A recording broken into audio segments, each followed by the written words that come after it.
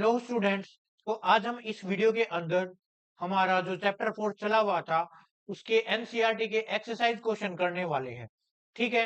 तो अगर आपने पिछली वीडियोस नहीं देखी जिसके अंदर हमने एनसीईआरटी की बुक रीडिंग की है और एनसीईआरटी के इन टेक्स्ट क्वेश्चन किए हैं तो आप जाकर देख लीजिए। ठीक है।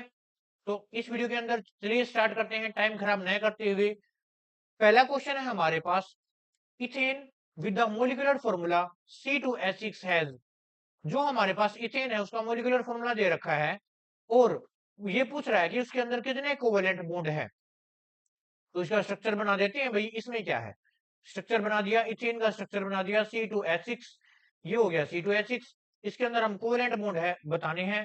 तो एक कोवेलेंट बॉन्ड हो गया, ये दूसरा कोवेलेंट बॉन्ड हो गया, तीसरा, फोर्थ, फिफ्थ, सिक्स, सेवन, और ये हमारे पास 7 हो गया। तो हमारे पास टोटल 7 कोवेलेंट बॉन्ड है।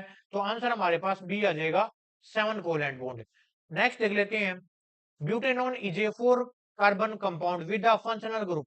जो हमारे पास ब्यूटेनॉन है, ये इसके अंदर 4 कार्बन, इसके अंदर हमारे पास 4 कार्बन होते हैं और हमारे पास कौन सा फंक्शनल ग्रुप होता है, कीटोन का फंक्शनल ग्रुप होता है। ये हमारे पास क्या हो गया, ब्यूटेनॉन हो गया। और इसके अंदर कौन सा फंक्शनल ग्रुप है भाई, कीटोन का है। ये पूछ रहा है यहाँ पर, तो ये इसका आंसर हो जाएगा, आंसर नंबर सी। नेक्स्ट देख लेते हैं, while cooking, if the bottom of the vessel is getting blackened on the outside, it means जब भी हम कुकिंग करते हैं, अगर हमारा जो भी बर्तन है अगर वो बाहर से ब्लैक एंड यानी उसके अंदर कालापन आ रहा है, तो इसका मतलब क्या है। इसका मतलब है कि जो हमारा फ्यूल था, ये जो हमारा गैस था, वो कंप्लीटली बर्निंग नहीं हो रहा है, मतलब उसकी इनकम्प्लीट बर्निंग हो रही है, तभी वो सूटी फ्लेम दे रहा है। तो the fuel is not burning completely, ये इसका आंसर है। नेक्स्ट देख लेते हैं, explain the nature of covalent bond using the bond formation in CH3Cl। ये हमारे पास CH3Cl क्या होता है आप सभी को पता होना चाहिए। जो CH3Cl होता है इसको हम बोलते हैं क्लोरोफॉर्म। ठीक है। अब हमें क्या करना है, इसको इसका एग्जांपल लेते हुए हमें ये समझाना है, कोवेलेंट बॉन्ड का नेचर बताना है। तो देख लेते हैं, carbon has 4 valence electron and chlorine has 7 valence electron. देखो भाई, मेरे पास ये कार्बन है, ठीक है। कार्बन का आटोमिक नंबर हमारे पास 6 होता है, तो पहले में हमारे पास 2 हो गया, बाद में हमारे पास 4 हो गया, यानी कार्बन को 4 इलेक्ट्रॉन की जरूरत है यहाँ पर 8 इलेक्ट्रॉन पूरा करने के लिए, according to octet rule. Next देख लेते हैं, हमारे पास हाइड्रोजन है, ठीक है, हमारे पास हाइड्रोजन है, यहाँ पर हाइड्रोजन एक है, तो ये हमारे पास एक ही इलेक्ट्रॉन है, हमें यहाँ पर 2 इलेक्ट्रॉन यानी डुप्लेट कंप्लीट करना है, तो हमें 1 इलेक्ट्रॉन की जरूरत है। नेक्स्ट हम क्लोरीन का देख लेते हैं, क्लोरीन कितने नंबर पे आता है, 17 पे, सबको पता है। यहाँ पे हमारे पास 7 हो गया, उसके बाद यहाँ पर हमारे पास 8 हो गया और यहाँ पे हमारे पास 7 हो गया। ठीक है। तो इसे 1 इलेक्ट्रॉन की जरूरत है, तो कैसे बॉन्ड बनेगा इसके अंदर, क्लोरोफॉर्म के अंदर। तो ध्यान से देखो, हमारे पास कार्बन के अपने पास 4 इलेक्ट्रॉन है, ठीक है। क्लोरीन के कितने इलेक्ट्रॉन है भाई, 7 इलेक्ट्रॉन है, वैलेंस शेल के अंदर 7 इलेक्ट्रॉन बना देते हैं, ये 7 इलेक्ट्रॉन बना दिए। हाइड्रोजन के पास अपने 1 इलेक्ट्रॉन है, हाइड्रोजन है कितने अपने पास, हाइड्रोजन 3 है। ऐसे ये बॉन्ड का फॉर्मेशन कर लेंगे, यहाँ पर देखो बॉन्ड की फॉर्मेशन ऐसे हो जाएगी, और इनके अंदर ये जो बॉन्ड बन रहा है ना, ये इलेक्ट्रॉन की शेयरिंग से बन रहा है, क्योंकि अपना एलिमेंट, क्योंकि अलग अलग एलिमेंट अपना 1 इलेक्ट्रॉन शेयर कर रहा है। ठीक है। तो यहाँ पर हमारे पास क्या बन गया, CH3Cl, और शेयरिंग से जो बॉन्ड बनते हैं उनको कोवेलेंट बॉन्ड कहते हैं। ठीक है। तो यहाँ पर हमारे पास ये हो गया क्लोरोफॉर्म, इसको क्या बोलते हैं भाई, याद रखना है, क्लोरोफॉर्म बोला जाता है इसको। और जो कि ये एज ए एनेस्थीसिया यूज किया जाता था पहले के टाइम में, यानी बेहोश करने के लिए यूज किया जाता था। ठीक है। नेक्स्ट देख लेते हैं, draw the electron dot structure for ethanoic acid. Ethanoic acid के लिए इलेक्ट्रॉन डॉट स्ट्रक्चर बनाना है, तो बना देते हैं। सबसे पहले तो आप जो नॉर्मल स्ट्रक्चर हम बनाते थे वो बनाओ। ये हमारे पास है इथेनोइक एसिड, ये हमारे पास क्या है भाई, ये हमारे पास इथेनोइक एसिड है। इसका इलेक्ट्रॉन डॉट स्ट्रक्चर बनाना है, तो कुछ नहीं करना, कार्बन हमारे पास, कार्बन के अपने 4 इलेक्ट्रॉन है, यहाँ पर दूसरा कार्बन है, इसके अपने 4 इलेक्ट्रॉन है यहाँ पर। ठीक है। ऑक्सीजन 2 बॉन्ड बनाता है, आप सभी को पता है। अगर 2 बॉन्ड बना देगा तो इसके ऊपर 2 लोन पेयर रह जाएंगे यहाँ पर। और यहाँ पर ऑक्सीजन है, यहाँ पर भी ये 2 बॉन्ड बनाएगा। हाइड्रोजन के पास अपना एक इलेक्ट्रॉन, तो यहाँ पर हाइड्रोजन होंगे ऊपर। तो ये इसका इलेक्ट्रॉन डॉट स्ट्रक्चर था, ये ऐसे बॉन्ड बना लेगा। ऑक्सीजन 2 बॉन्ड बनाता है तो यहाँ से 2 इलेक्ट्रॉन की शेयरिंग होगी ऐसे। यहाँ पर भी ऑक्सीजन 2 बॉन्ड बनाता है, ठीक है। तो ये है electron dot structure of H2S। H2S का इलेक्ट्रॉन डॉट स्ट्रक्चर कैसे बनाएंगे देखो। सल्फर है, सल्फर 17 नंबर पे आता है, 16 नंबर पे आता है। 2 8 यहाँ पर 6, 6 इलेक्ट्रॉन वैलेंस सेल के अंदर है। कैसे बनाएंगे, 1 2 3 4 5 6। यहाँ पर हमारे पास हाइड्रोजन है, ये दूसरा हाइड्रोजन है, इन्होंने इलेक्ट्रॉन को शेयरिंग कर लिया। ये हमारे पास क्या बन गया देखो, ये यहाँ पे आएगा, ये बन गया हमारे पास H2S, hydrogen sulphide. Propanone, propanone का स्ट्रक्चर कैसे बनेगा वो देख लेते हैं। इनको साफ कर देता हूं मैं।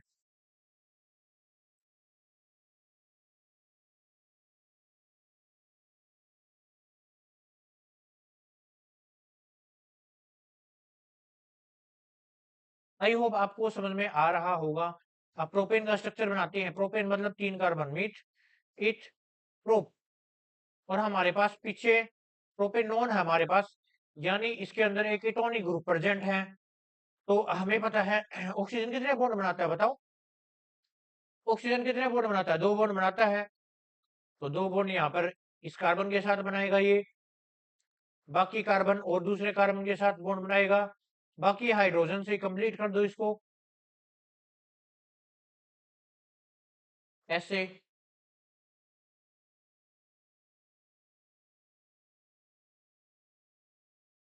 ठीक है, तो ये बॉन्ड बन गए ऐसे।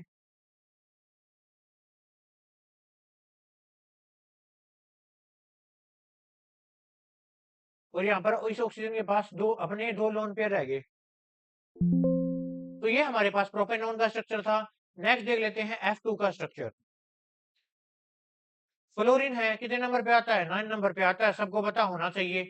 पहले में हमारे पास 2 होंगे, फिर हमारे पास 7 होंगे। तो हमारे पास एक एक इलेक्ट्रॉन की कमी है, तो यहाँ पर एक एक इलेक्ट्रॉन शेयर कर लिया जाएगा आपस में। 1 2 3 4 5 6, 1 2 3 4 5 6। तो ये हमारे पास F2 की फॉर्मेशन हो गई, ठीक है। नेक्स्ट देख लेते हैं, what is a homologous series, explain with example. बिल्कुल इंपॉर्टेंट क्वेश्चन है भाई, पेपर के पॉइंट ऑफ व्यू से। पेपर वाला हर बार पूछता ही पूछता है होमोलोगस सीरीज क्या होती है। तो देख लेते हैं। A homologous series is a group of organic compounds having same functional group and similar chemical properties with successive member of CS2 unit. देखो भाई ध्यान से, हमारे पास ये एक सीरीज होती है जिसके अंदर सेम फंक्शनल ग्रुप होता है। अगर सेम फंक्शनल ग्रुप होगा तो ऑब्वियस सी बात है उनकी केमिकल प्रॉपर्टी भी सेम होगी, है ना। लेकिन उस सीरीज के अंदर एक डिफरेंस होगा, किसका डिफरेंस होगा, CS2 का डिफरेंस होगा। अब मैं आपको अभी अच्छे से समझ में नहीं आया होगा, मैं आपको एक सीरीज बना के दिखाता हूँ। फॉर एग्जाम्पल ये मेरे पास है मीथेनॉल। हम मान लेते हैं कि एल्कोहल का ग्रुप है, एल्कोहल का ग्रुप हमने मान लिया ये है, ठीक है। उससे आगे आप एक CS2 और बढ़ाओ,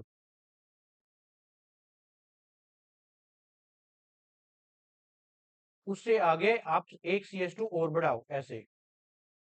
इससे नेक्स्ट क्या करेंगे हम, एक CS2 और बढ़ाएंगे आगे, ठीक है। मैं हाइड्रोजन नहीं लगा रहा। उससे आगे क्या करेंगे बताओ, एक CS2 और बढ़ा देंगे ऐसे।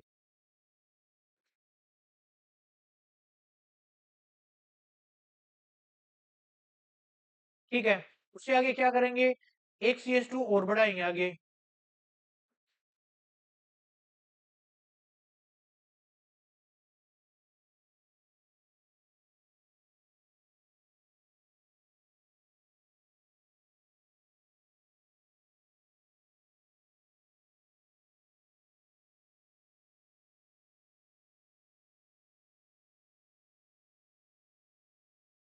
यहाँ पे एच है, एच मान लेना भाई, ठीक है, ये एच है।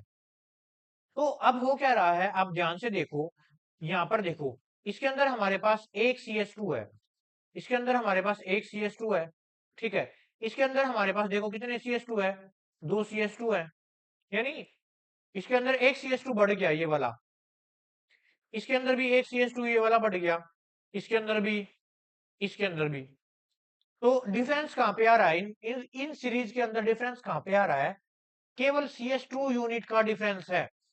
और इसी सीरीज को हम क्या बोलते हैं, होमोलोगस सीरीज बोलते हैं। इसके अंदर फंक्शनल ग्रुप सेम होगा, और फंक्शनल ग्रुप सेम होगा तो केमिकल प्रॉपर्टी भी सेम होगी, बस डिफरेंस किस चीज का होगा, CH2 का डिफरेंस होगा, ठीक है। नेक्स्ट देख लेते हैं, how can ethanol and ethanoic acid be differentiate on the basis of their physical and chemical properties, answer. हमारे पास एक तो है इथेनोइक एसिड और एक हमारे पास इथेनॉल, इन दोनों को केमिकल प्रॉपर्टीज और फिजिकल प्रॉपर्टी के बेस पर किस टाइप से डिफरेंशिएट कर सकते हैं, वो हमें एक्सप्लेन करना है। पहले देखो फिजिकल प्रॉपर्टी के बेस पर, जो इथेनॉल है उसकी एकदम प्लीजेंट स्मेल होती है, एकदम फाउल स्मेल होती है, बिल्कुल तेज स्मेल होती है, जो कि एकदम आंखों में चढ़ने वाली स्मेल होती है, ठीक है। और जो हमारे पास इथेनोइक एसिड होता है उसको विनेगर लाइक स्मेल होती है, यानी सिरके की स्मेल, आपने अगर स्मेल किया हो सिरका तो vinegar like smell ethanoic acid की होती है। अब केमिकल प्रॉपर्टीज, हमने ये क्वेश्चन इंटेक्स के क्वेश्चन में भी किया था। जो इथेनोइक एसिड है, अगर हम सोडियम बाइकार्बोनेट के साथ उसकी रिएक्शन कराए, यानी कहने का मतलब जो अगर हमारे पास ये है, अगर हमारे पास इथेनोइक एसिड है, अगर इसकी रिएक्शन सोडियम बाइकार्बोनेट के साथ करवाए, NaHCO3 के साथ करवाए, तो CO2 गैस निकलेगी, ठीक है, और विद एफरवेसेंस के साथ निकलेगी। लेकिन यहाँ पर ऐसी कोई CO2 गैस नहीं निकलेगी, ठीक है, इसलिए हम इनको डिफरेंशिएट कर सकते हैं। नेक्स्ट देखो, why does micelle formation takes place when soap is added into water? Will a micelle be formed into another solvent such as ethanol? देखो ध्यान से, soap molecule have a hydrophobic tail and hydrophilic in. देखो मैंने पहले ही बताया था इन test के क्वेश्चनों में, हमारे पास सोप का फॉर्मूला क्या होता है, soap is the long chain of fatty acids या sodium salt of fatty acids. हमारे पास सोप होता है, वो लॉन्ग चेन होता है किसका, sodium salt of fatty acids. इसके अंदर हमारे पास दो इंड होते हैं, जिसको एक को बोलते हैं हम हाइड्रोफिलिक इंड, और दूसरे को बोलते हैं हाइड्रोफोबिक इंड। इसको बोलते हैं हाइड्रोफोबिक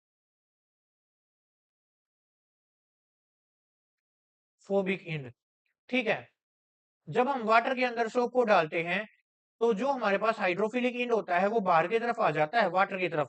ऐसा इसलिए क्योंकि जो हमारे पास वाटर होता है ना, वो पोलर नेचर का होता है।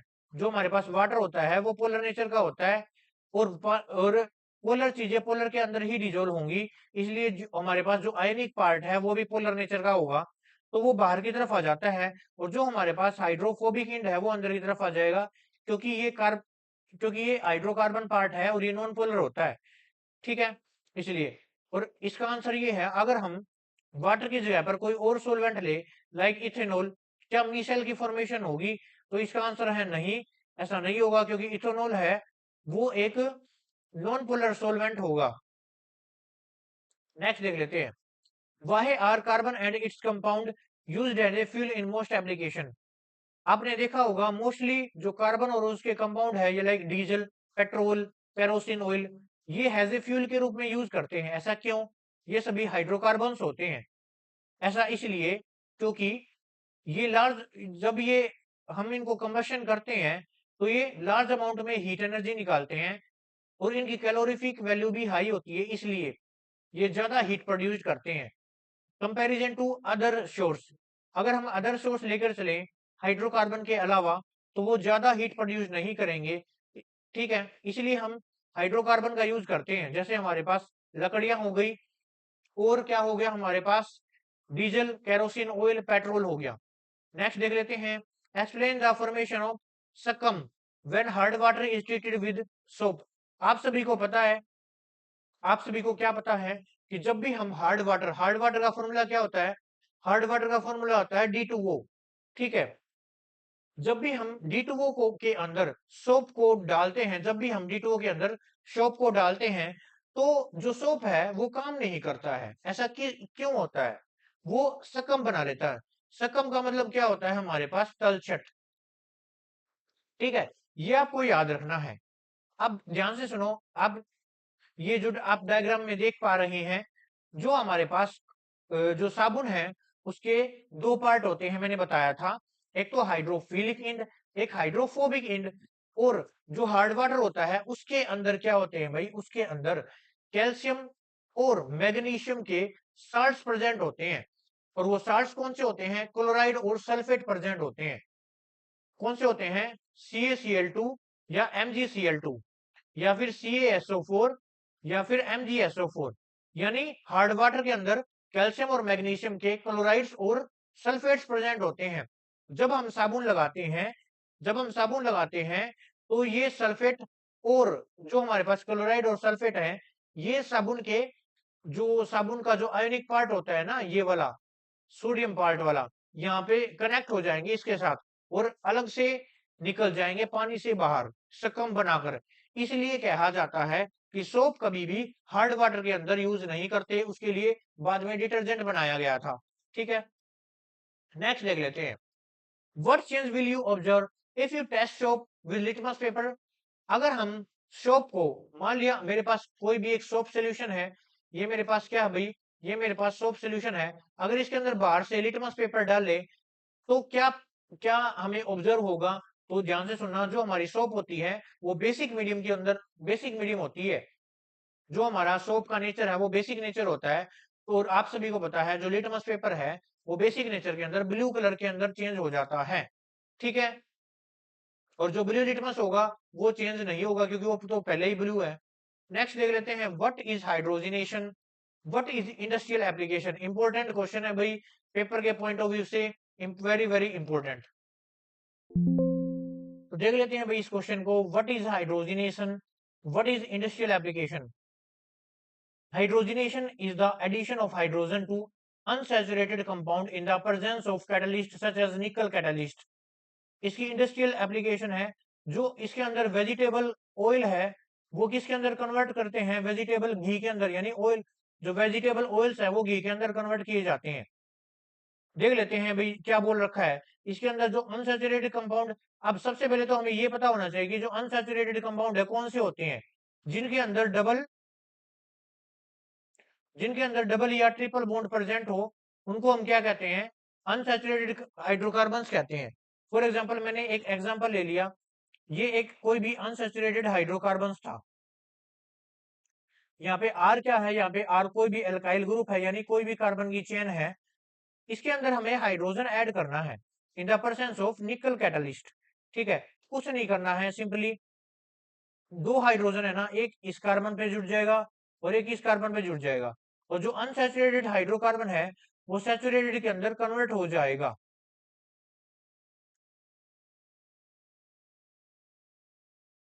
ठीक है, तो ये हमारे पास हाइड्रोजनेशन रिएक्शन थी। Which of the following hydrocarbon undergo addition reaction. अब ध्यान से देखो, इनके अंदर से हमें बहुत सारे हाइड्रोकार्बन दे रखे हैं और ये पूछ रखा है इनमें से कौन सा एडिशन रिएक्शन देगा। अब ध्यान से सुनो, एडिशन रिएक्शन केवल, मैंने ये बताया था एडिशन रिएक्शन कौन देता है? केवल और केवल अनसैचुरेटेड, जो भी अनसैचुरेटेड हाइड्रोकार्बन होंगे वो सारे ही एडिशन रिएक्शन देंगे। यानी जिनके अंदर डबल या ट्रिपल बॉन्ड प्रेजेंट होगा, डबल या ट्रिपल बॉन्ड प्रेजेंट होगा, वो हमें एडिशन रिएक्शन देंगे। अब इनके अंदर ये देखो डबल या ट्रिपल बॉन्ड किसके अंदर प्रेजेंट है? अब आंसर के अंदर यहाँ पे लिखा हुआ है कि हमें ये केवल दोनों ही एडिशन रिएक्शन देंगे, तो इनके अंदर देख लेते हैं। हमारे पास है C3H6, हमारे पास 6 कार्बन है, तो हमें कोई ना कोई डबल बॉन्ड लगाना पड़ेगा। 1 2 3 4 5, 5 बॉन्ड हो गए, तो हमें यहाँ पर एक हटाना पड़ेगा, यहाँ पर लगाना पड़ेगा। तो ये हमारे पास एल्कीन थी, यानी अनसैचुरेटेड, ये एडिशन रिएक्शन देगा। और C2H2 यानी इथाइन, ये एडिशन रिएक्शन देगा। बाकी सभी सब्स्टिट्यूशन रिएक्शन देंगे, एडिशन रिएक्शन नहीं देंगे, क्योंकि बाकी सभी सैचुरेटेड हाइड्रोकार्बन है। ठीक है, लास्ट क्वेश्चन देख लेते हैं। Explain the mechanism cleaning action of soap. Important question है भाई। Soap molecule have two end, हमें बताया सोप के दो इंड होते हैं। मैंने बताया था हाइड्रोफोबिक इंड और हाइड्रोफिलिक इंड। जब किसी भी साबुन को पानी के अंदर डालते हैं तो जो hydrophobic fall attach to the greasy dirt while the hydrophilic end remain water. तो जो हमारे पास साबुन है किसके अंदर, पानी के अंदर मीशेल बना लेती है। देखो ये मीशेल है, ये ऐसे बना लेती है मीशेल। बाहर की तरफ कौन आएगा, बाहर की तरफ हाइड्रोफिलिक इंड आएगा, अंदर की तरफ हाइड्रोफोबिक, क्योंकि डर्ट है वो ऑयली नेचर का होता है, बीच में हमारे पास डर्ट होता है। और ऐसे करके धीरे धीरे जो हमारे पास ग्रीसी टाइप या ओल टाइप कपड़े से बाहर निकाल देती है जो सोप है डर्ट को। तो ये थे हमारे पास एनसीईआरटी के एक्सरसाइज के क्वेश्चन। तो हमारे पास ये लेसन कंप्लीट हो चुका है। तो थैंक यू।